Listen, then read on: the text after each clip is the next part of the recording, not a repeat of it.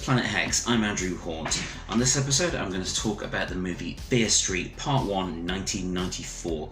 This is the first in a series of 3 movies that are being released weekly from Netflix based on the books by RL Stine. I think they're more inspired by rather than based on the individual books from watching this first one.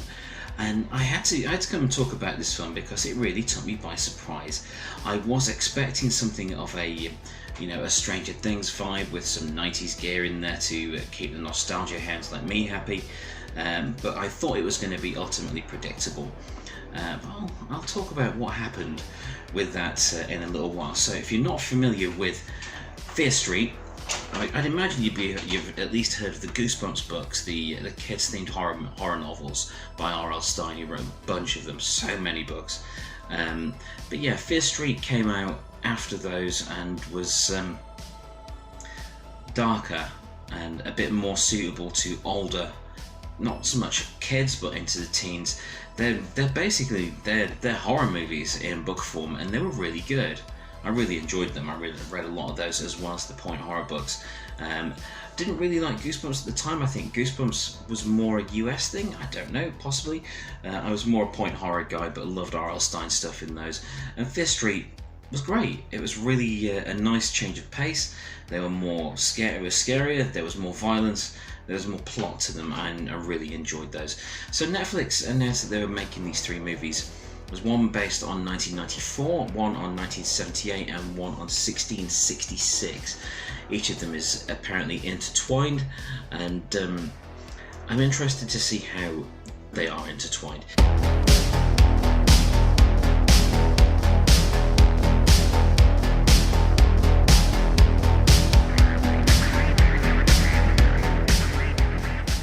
Anyway, so this first one, 1994, I was 16 in 1994. I remember it very well, and they've recreated a lot of it very well. There's a lot of nods to the pop culture of the time in there. There's a few iffy music choices, such as including one song, the White Town song, I Could Never Be Your Woman, which didn't come out until 1997 if I remember rightly.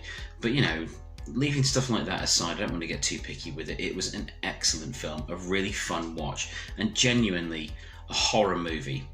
That is something I want to make clear. This isn't something that was just self-referential and had a few jump scares in it. It was a horror movie, and they do not hold back on the gore. So initially it reminded me of Scream, and when you watch like the first 20 minutes of the movie, you will understand entirely why. I was thinking, this is Scream. This is making me think of Scream. It's making me think of I Know What You Did Last Summer, that sort of thing. But then it takes a turn, and a quite noticeable turn in terms of tone and the complexity of what is actually going on, and it's more akin to, say, urban legends, or even towards some of it even feels like a Nightmare on Elm Street sequel, and I mean 80s Nightmare on Elm Street, not the remake.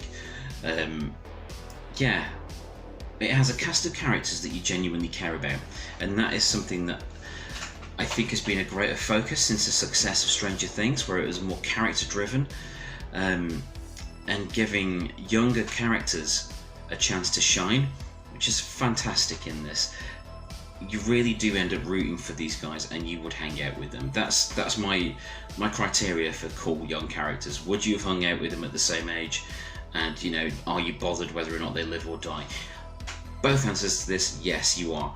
It's a great movie.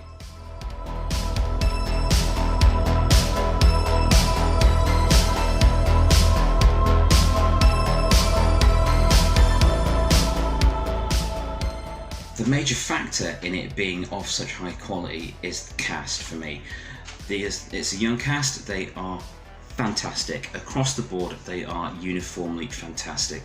The script is very strong, and interestingly, it gives a front and center an LGBTQ plus relationship the spotlight that they deserve. Why should LGBTQ plus characters be put into the background in horror movies? Why should people that aren't just straight white folks why should they be the victims first? and it's handled with class, it's handled with dignity, and it is handled with respect for the characters themselves. And that, total props for that. It was really good. It was really well handled. The script, like I say, it starts out predictable. However, it does go off on a really entertaining tangent. And it surprised me, and that's rare. That is rare for me, for a film to surprise me.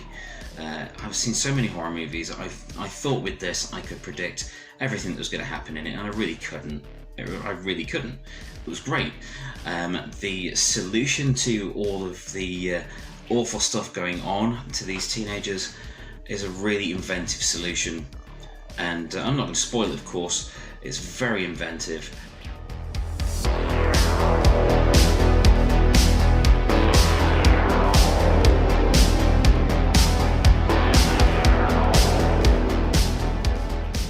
There are some genuine scares in there. There's even one kill scene that made me a long-term horror fan, and I mean down to very obscure horror, not just mainstream stuff. Believe me, the number of VHS tapes I've seen that I really regret kind of watching is ridiculous.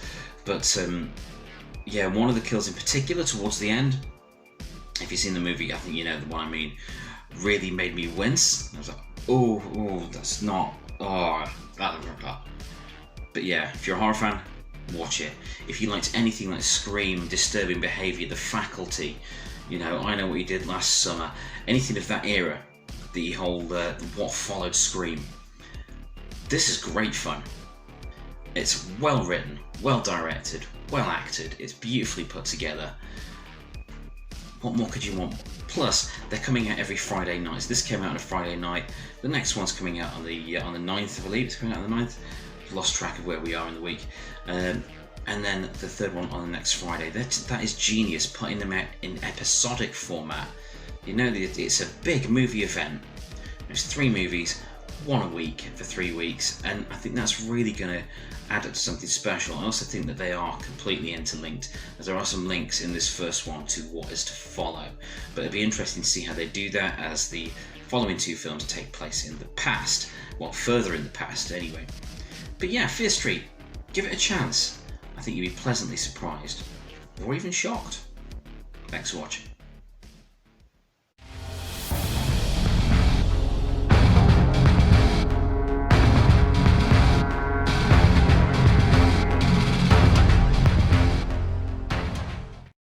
Thank you for watching. Please like, share and subscribe.